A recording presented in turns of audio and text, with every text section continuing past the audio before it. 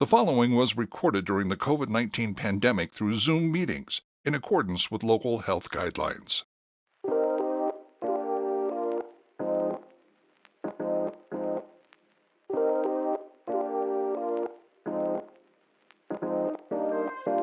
It's Ephesians 4:15, and it says, and this is from the NIV version, it says, instead, speaking the truth in love, we will grow to become in every respect the mature body of Him, who is the head, that is Christ. And so what I'm going to say is that we see the Apostle Paul talking about speaking the truth in love. And again, with society, we either speak the truth or we speak it in love. And he's asking us to do both. And my prayer and my belief is that today I spoke it in such a way that you can receive my truth, not the truth for every African American, because all of our stories is different and unique, but my truth in a way that causes you to love your neighbor just as yourself.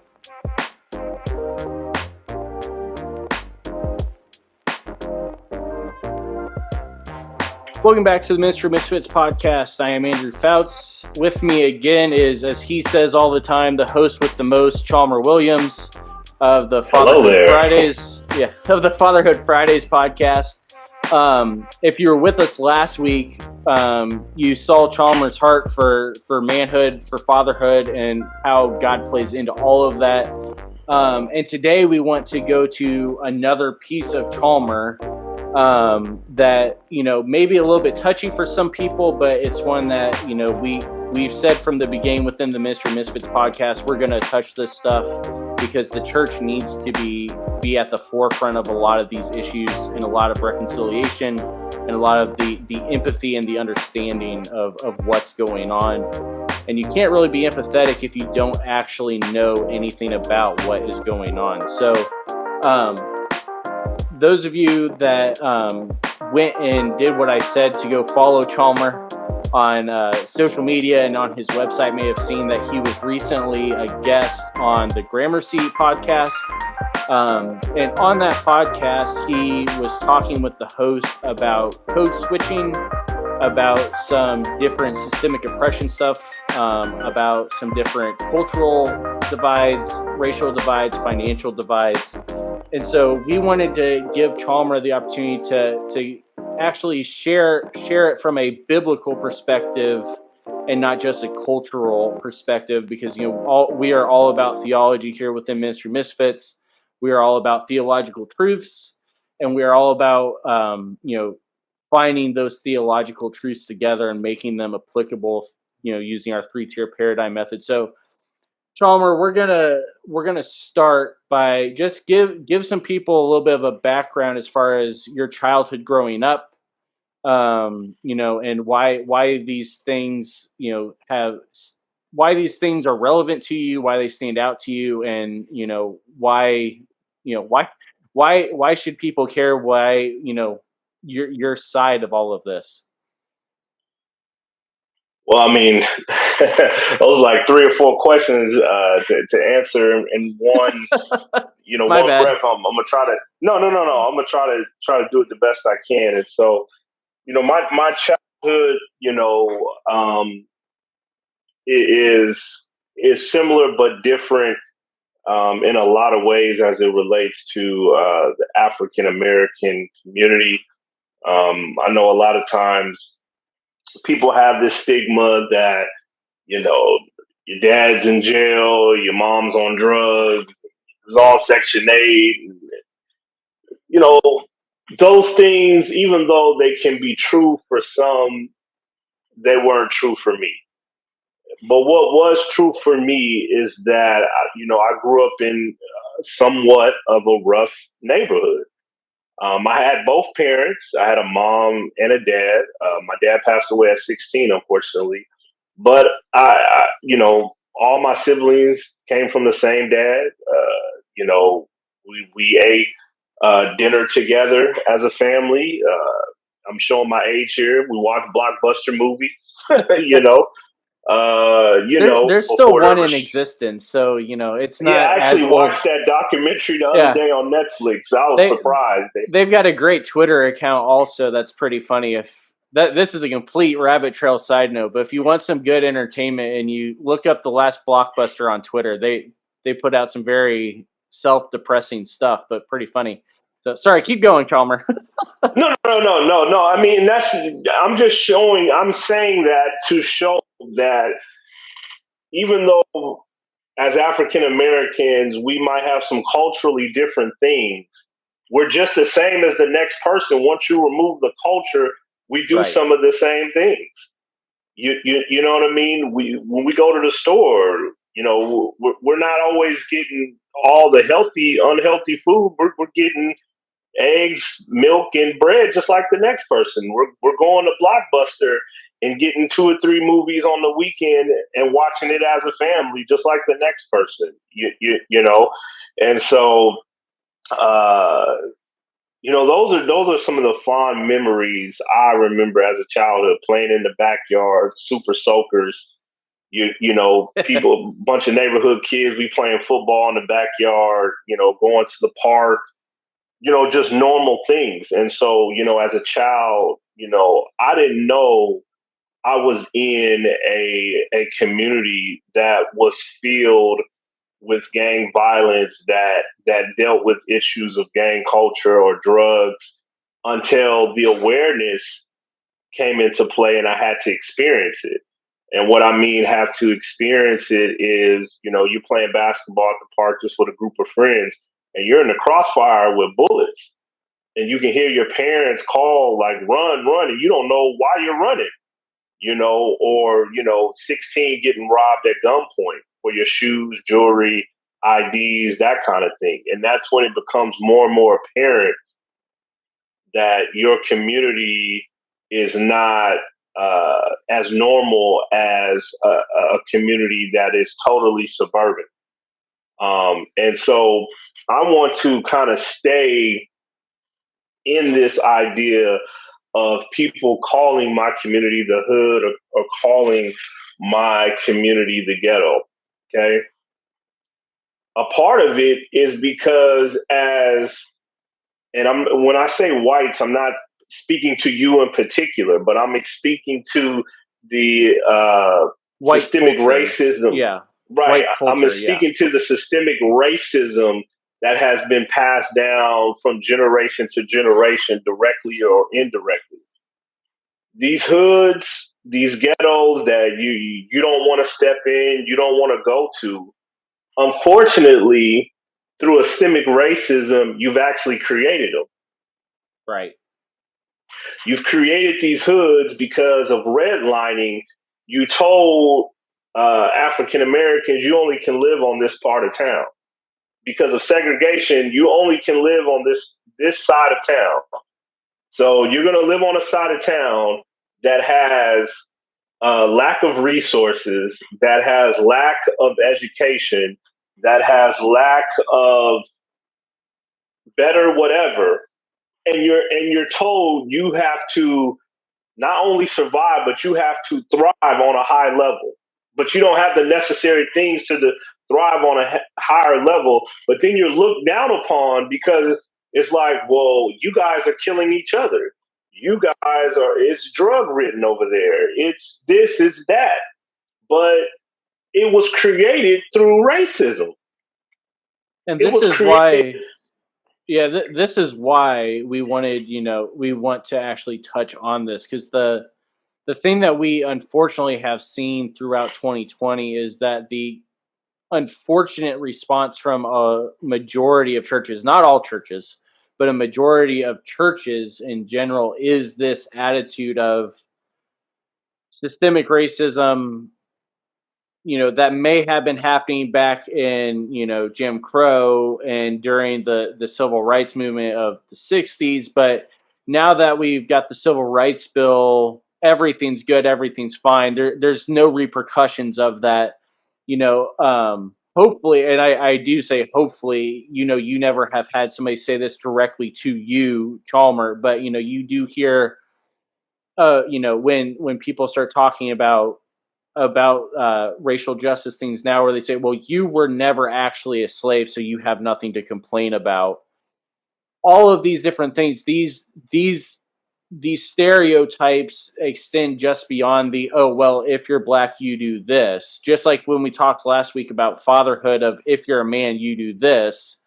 The stereotypes of if you're black, you do this extend way beyond that to, if you live in this area, you do this. If you live in this area, you have this.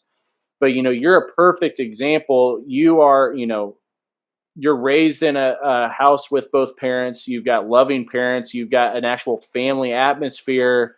You've got, good relationships with your friends. And yet you still get stuck and thrown into the same type of system that was created by the people that are criticizing the system. And it's a very, very sad state that we're in, that we even have to still have these kind of conversations in 2021. Because it has a lot to do with privilege. When you're privileged, it's easy to look down upon the next person or people of color when you have or have had everything you needed or have had access to it. Think about this term, and I know, I might ruffle a few feathers. Think about this term called white trash. When people refer to other people as white trash, why do they do that? I would think, and this is my belief, and research has shown, is that and I'm not speaking for every white person, but what I'm saying is that you've had almost every opportunity to have resources, to have privilege, to have access. And it's like, if you as a white person didn't take advantage of that, now you're considered white trash. It's like, how come you couldn't make it? You had all these things available to you, and somehow you're still, broke, or you're still low income, or you're still this and that. And it might not even be your fault, but you see that term white trash is kind of showing how privileged whites in America have had it in comparison to people of color, because that's saying, like, okay, these are the white throwaways, these are the castaways that didn't benefit from systemic racism or didn't benefit from things of that nature. And if we want to go back to the Bible, not to cut you off, we can see that early on, when it becomes to the Egyptians and the Hebrews. Right. The Hebrews were enslaved by the Egyptians for 400 years. I'm not a theologian like Andrew, so don't quote me on the exact number, but we can see how long they were enslaved, got stripped from their culture, their identity, and they had to take on a new culture and a new identity while they were enslaved. And even going beyond that, and this is where we're going to take a quick break here in a minute, and we'll pick up. But people, this is one of those things where, from a theology standpoint, and even from just a cultural theology standpoint, when we start talking about the slaves in Egypt and comparing it to the plight of slavery in the U.S., when you look at the main difference between how Israel was released from slavery and the way that it happened here in the U.S., the only way that the Egyptians finally let the Israelites go was God had to, send the plagues. And then when Israel left, they took all of the riches of Egypt with them, as if they had just been victorious over the Egyptians. And so they actually had a system in place ready to start once they wandered around the wilderness and made a bunch of mistakes. God gave them the resources needed to start rebuilding right away. And that's part of what we're talking about today, is that is not the case of what we see here in the US. In the US, it was just, okay, you're free now, here you go.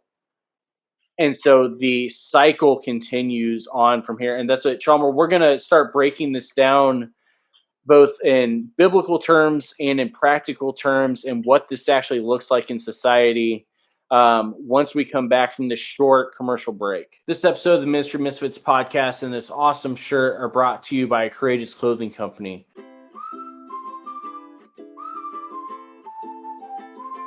Courageous Clothing Company is a Christian family-owned business that specializes in custom designs that they create, as well as bulk screen printing of your custom designs as well. When you buy from Courageous Clothing Company, you're not just buying an awesome shirt, you also are helping spread the gospel across the world through the missions that they support, such as this here with Ministry Misfits, as well as with their own designs that have Christian-themed messages, sharing the gospel in an awesome and relevant way, or as we say within CSRM and Ministry Misfits, strategically relevant evangelism. Check out their entire line at courageousclothingcompany.com.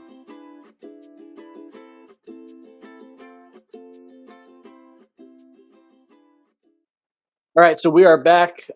Today we are here with Chalmer Williams, and we are discussing some things that maybe you did not actually fully know or fully understand about what the whole racial reconciliation, the whole racial divide, the whole political divide that we've got going on here in the U.S. actually looks like. And that's what Chalmer has come on to try to help us understand from his point of view, from the African American point of view, and then as well a biblical mindset of what actually is going on, what the correct response should be, and how the church can get involved in the process here. So, Chalmer, before the break, we were talking about, you grew up with your family, you grew up with, friends, you grew up, going to Blockbuster because, VHS still existed. Doing all this different stuff, and yet unfortunately you still experience the realities of gang violence in the neighborhoods, of being looked down on because of your skin color, all of these different things. You unfortunately still had to go through that, even though you didn't have the I would say movie stereotype more than a reality stereotype, the movie stereotype, media stereotype of, the young black kid that grew up, in an urban environment. So give us some more insight. We talked about the fact that there were these things that actually created these systems, and that they still exist today, even when unfortunately sometimes the media and unfortunately white culture likes to say they don't. You mentioned a couple of them. Redlining was a big one. Give us some insight into what redlining actually is and how we see it today. Okay, so redlining, the term is basically a term that started through real estate, right? Realtors, and them. This is during the time of segregation. This is during the time of, we can even go back as far back as World War II. You know, Mm-hmm. and blacks, African Americans looking for homes, as they become an adult and as their family begins to expand, and basically being told that you only can live on this side of town, because if you live anywhere else, you're going to have to deal with overt racism, or you might even be killed. And so, how does that look like today? For African Americans, some of us, I'm not going to say all of us, sometimes we purposely try to, because of our culture being so broken, we purposely try to find communities that look more like us, so that we can have a sense of our own culture. Or the extreme opposite is that we try to move into an area where there's hardly any of us, Mm-hmm. to get away from our culture, because our communities have been so broken and ran down and now regentrified that we either have to assimilate or stay in a community where it's being changed through regentrification. Right. And this is an issue that, it redlining really as a whole, and this idea of assimilation, or, or in some cases it's assimilate or you're dead, unfortunately. Um these ideas are ones that kind of are the baseline for most of the other systemic issues that we see, throughout the US, at least. Bradley talked a little bit about how some of this is stuff that you also saw within, the white majority there in South Africa pre-Mandela. But this is one of those things that unfortunately is somewhat of an Americanized version of the overall issue of ethnic and racial divide. In addition to the redlining, you also saw, why is it that those neighborhoods were so poor? Because the businesses didn't want to go into those areas, and so they moved them out to the suburbs. You've got issues of the GI Bill when, going back to World War II, of, money from the government to buy houses were given to the white men that fought in World War II and not to the black men. Um, you know, Housing restrictions, job restrictions, even gang culture and gang violence can be drawn back to this whole idea of redlining. Those of you that aren't familiar with the history of gang culture, gangs started out as more of a protection force than they did as a source of Talk about it. discord and violence. The even the For those of you that aren't aware, Crips actually talks about community revolution, building people up, not tearing people down. Bloods was brotherly love, overcoming our destruction. It's all about building each other up, not tearing each other down. But when you are torn down so much, and even when you go and try to get resources and they're stripped from you, Jackie Hill Perry, those of you that aren't familiar with her, go check her out, both her rap career, her spoken word career, her authorship stuff.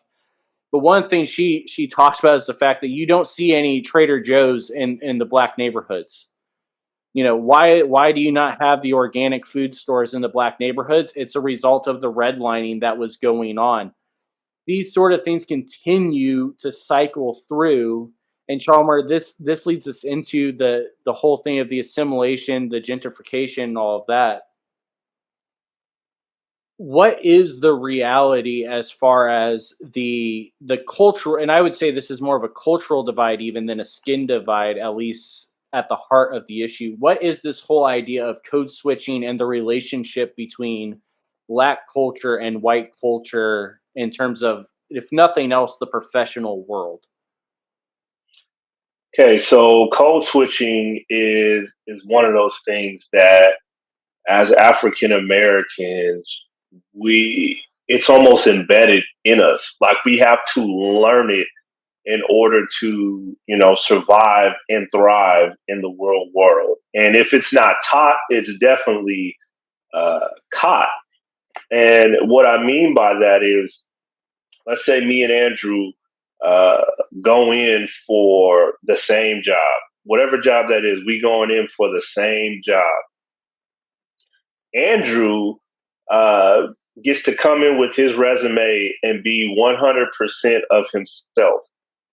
Me as an African American, oftentimes I have to think about what I'm going to say as far as how my pronunciation sounds, how things sound phonetically, maybe have to tone down the deepness in my voice in order to get the same job that Andrew is applying for. And what that called is code switching. And we do it all the time. There's one way that we sound in front of our constituents and employees, and there's another way we sound amongst our family and close friends. And it's unfortunate But again, that's a part of the assimilation because if you're asking for employment, there's a high chance the person you're asking for employment is white. And even if there is, let's say you're there with a black person and a white person, right, or a Hispanic person, the people of color that are already hired, they're actually fighting for you to get there. There's been a few times where I have talked to people that I've been employed through, and the only way that I was hired is because that black woman or that Hispanic woman or black man convinced the person that's at the top, which is white, to say, "This is the person you want. Mm-hmm. This is the person you want." Without them, I might not have been hired.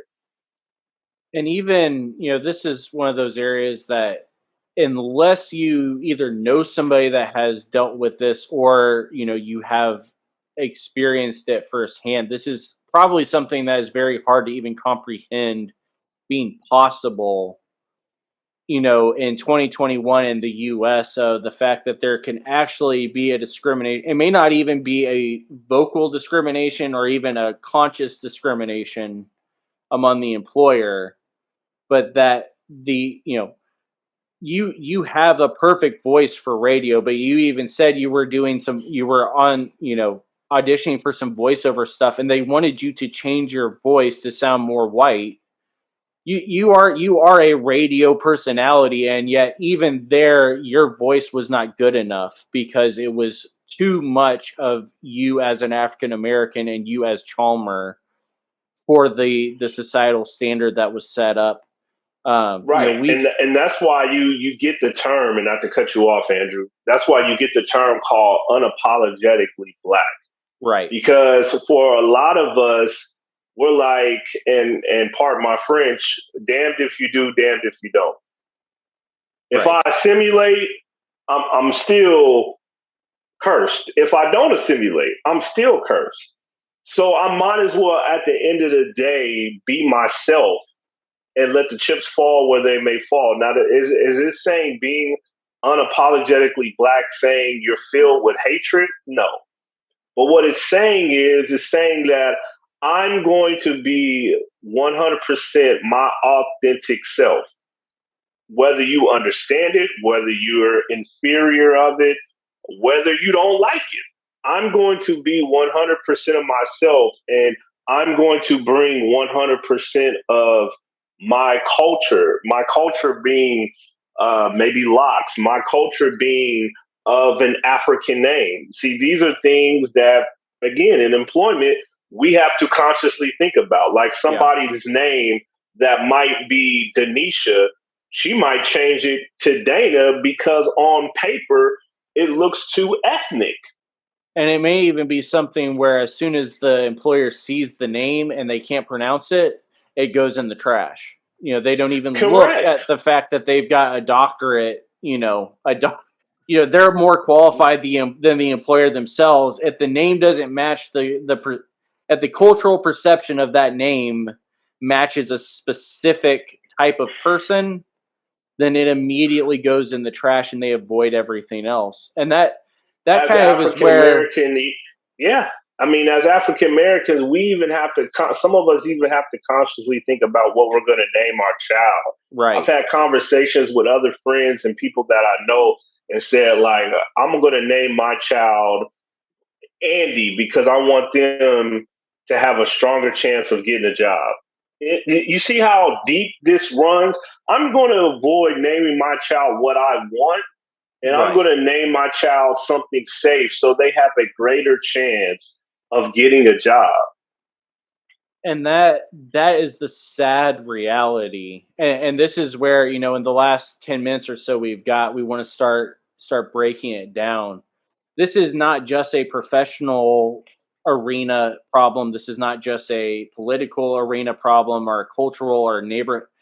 This is a problem that unfortunately has infiltrated its way and in some cases even started in the church structure. And a lot of it has to do with again, bad theology hurts people, and this is exactly what we see when we do not have the understanding, first of all, of what Imago Dei means and being made in the image of God. Then it allows for us to start doing some of these things, whether it's conscious or not. It allows for these kind of things to start creeping in. You may think that you're saying, "Oh, well, we just won't go over into that neighborhood because you're worried about the safety of the building or the kids or what have you," which just by itself sounds like pretty smart reasoning and good thinking, but you're missing the fact that you're doing it primarily because the perception of that community is that not only are they in trouble, but they don't want help, or they don't want help from the white person.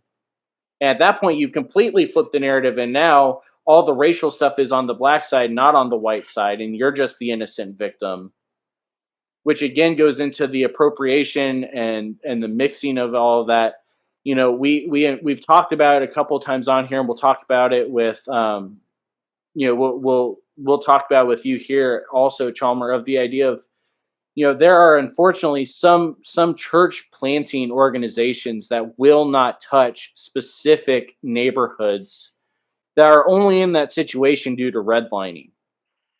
And when that happens, now you have an entire another generation of people that are wanting to have a better circumstance, because they didn't create this circumstance.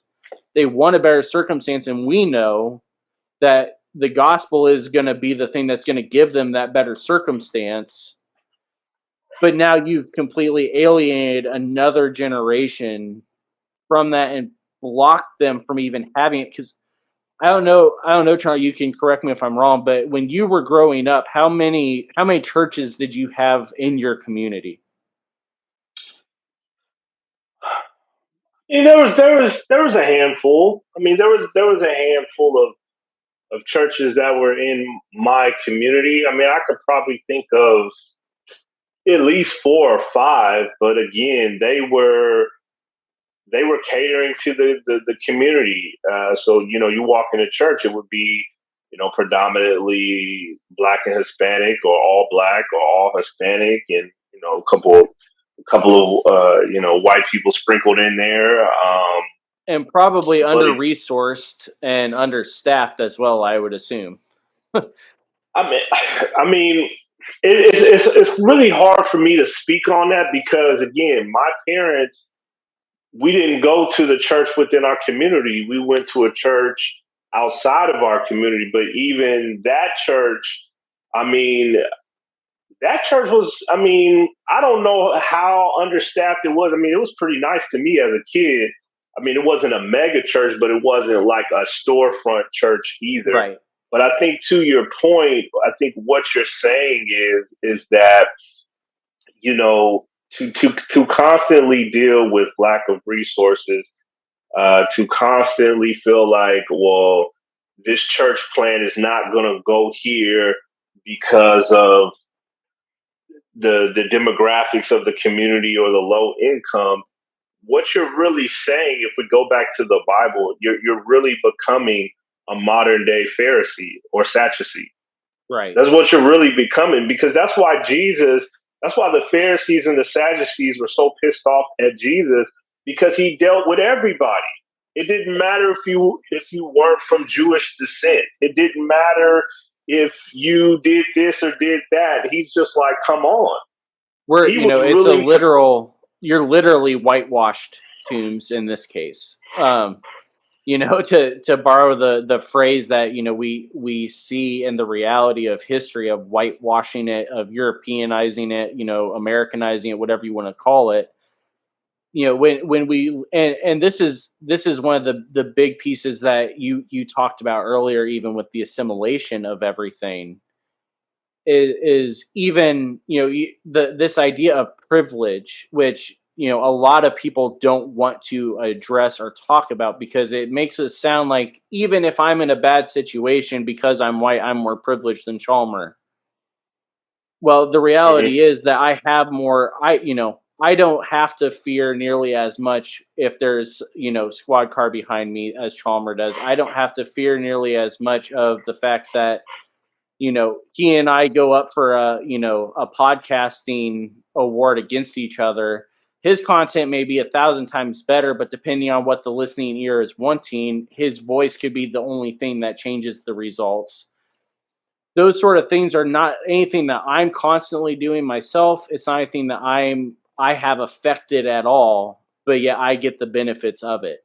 And it's not even something that I necessarily even recognize, but yeah, I get the benefits of it. And this is why when Bradley was on, we talked about the need for, and this is where we start breaking down the theological truths of the need for humbleness and honesty of what the situation actually is. And this isn't just a white thing, this isn't just a black thing. This is if we are actually saying as Christians we want to see change happen, that we have to start with humility of the fact that if I in order for Chalmer to have a voice to be heard, I as a white pastor or a white, in this case white podcaster, have to give him airtime and have to, admit the fact that I've been privileged in some way just because I'm a white male born in America. I've got to be willing to do that because that's what we see Jesus do. When he goes into Sychar and sees the Samaritan woman, he goes and humbles himself enough as a rabbi and as a man to sit there and talk with this Samaritan and with this woman who was in a situation that she may not have even caused herself. But yet here she is at the well needing Jesus, and Jesus humbles himself enough to allow her to ask the question that needed to be asked or to say the statement that needed to be said. Chalmer, this is one other thing I want to ask you because I've not actually gotten to ask anybody about this before, but this is something that I've always just been kind of like, I don't think we recognize enough what we're actually saying. When you have heard whether recently or in the past of the church's take on the whole idea of racial reconciliation or ethnic reconciliation, the phrase "we all bleed the same on the inside," is that how do you take that? Just as a black male that has recognized and seen and is raising black children and everything, how do you actually see when you see the white church, the white pastor making a statement from the pulpit of, well, we've just got to remember we all have the same blood inside of us. Give us some insight. What does that actually do for you as a black male in the US? I think what it does is it allows you to say something safe, and it allows you to avoid the situation. Now, from Right. a human standpoint, do we all bleed the same blood? Yes. Okay, my blood is red, your blood is red. We hurt, but I think again, like I spoke to Cora on the Grand Mercy podcast, it's like having two pair of glasses and somebody stepping on one of them and then not stepping on the other. You stepping on one of the glasses and then you put the glasses on. Sure, you can see racism. You might be able to see something. You might be able to recognize something. But the people that experience it, whether overt or convert, are the ones that have the clear glasses on that see it in real time and see it every day. So, I would say that when you say that, it's like sweeping it under the rug and not really addressing the issue, but just addressing it on a surface level to avoid uh, feeling white guilt. And I want to take that one step further and say how this is, and we're not even saying this because we want to make you feel bad if you're one that has said this before or preached this before. But, there's another theological side to this that we've got to recognize. And that's the fact that if you are boiling down why you're saying you are not a racist to, well, we all bleed the same, then you are still only wanting to deal with this on a physical level and not a spiritual level. Absolutely. Because the reality is what we see, and we see this in multiple of Paul's letters, but when he talks about no longer slave or free, male or female, Jew or Greek, all this stuff, the divide is not saying, well, there is none of this anymore, or there is no sexism, or there is no racism. Paul talks about the fact that we are, there is one race that is superior, and that's a holy race. And so it's not about the blood on the inside. It's about whether you're covered by the blood of Christ or not. There you go. That's the divide that we've got to start looking at is, okay, is this Chalmer my brother and that is saved by the same blood I am? Or is this Chalmer who I have on the podcast just so that way I can say I've had another black guest? And not really actually deal with the heart of the issue. And we're going to take this one step further before we lose sight of reality. Paul says, there's one holy race, and this race is superior, but this is the same race that is called by God in Micah 6 to seek justice, love mercy, and then to walk humbly. There you go. So even though we are a superior race by being saved by Christ, we are to walk humbly because it's not us that did anything. It's all about what Jesus did for us. And once we start recognizing the world from the framework of, my privilege and my cultural privilege may come from my skin color, but my spiritual privilege comes from the sacrifice that Christ did for me. My identity no longer is found in the fact that I'm a white male. My identity is found in the fact that I am saved by God and saved by Christ, and that I get to have that kind of relationship with God, and I get to have this kind of relationship with my brother Chalmer. And then the other side of that is that then now my responsibility is to use the privilege I have both culturally and spiritually to help Chalmer have a platform to be able to be seen culturally in the same way that we see him and that God sees him in the light of the church, in the light of the sacrifice of Jesus. So hopefully this was beneficial. I think we went a little bit long. Hopefully this was beneficial for you. Again, Chalmer, let us know where we can find all of your stuff at. You can find me a number of different ways. You can just start with social media, Facebook, Instagram, Twitter. You can even find me on LinkedIn by just typing in my name, Chalmer Williams. That's Chalmer. Last name Williams. Have a website, www.fatherhoodfridays.com. You can find me there and listen to all of the episodes from seasons 1 through 5. YouTube. I'm trying to think of something else. There's my book, Fighting for a Laugh. That's what I was going to say. Where can we find people that are interested in your books? Where can they purchase those at? Well, my first book right now, Fighting for a Laugh, is on Amazon, $8.99, paperback or digital. So that's where it's at as of right now. You guys that are listening, continue to pray for me and come in agreement with me that maybe that book can turn into a movie, because I have a movie script for it. And so those are the number of different ways you can find me. Unless you're in Texas, that's where I live, and you can come find me there too.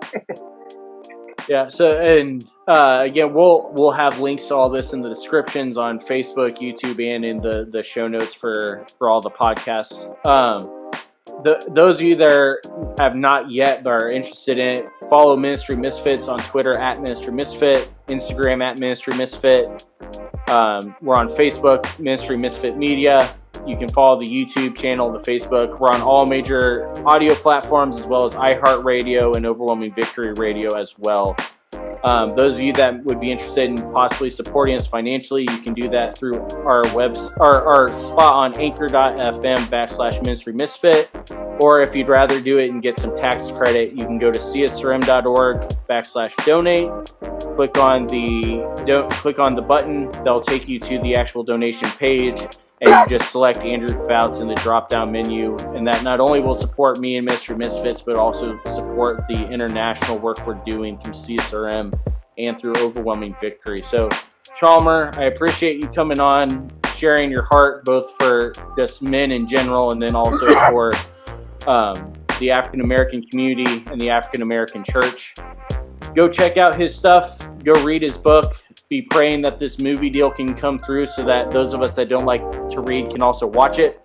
And we will see you next time.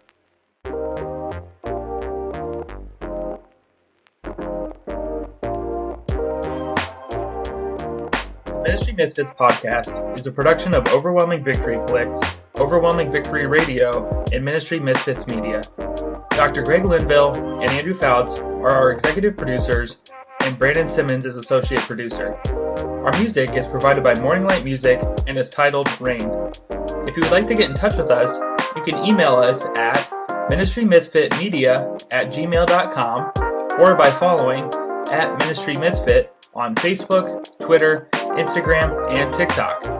You can support Ministry Misfits at anchor.fm/Ministry Misfits or for FO1c3 credit by going to csrm.org/donate and selecting Andrew Fouts in the campaign menu. To learn more about Overwhelming Victory or to listen to our sister podcast, visit overwhelmingvictory.org.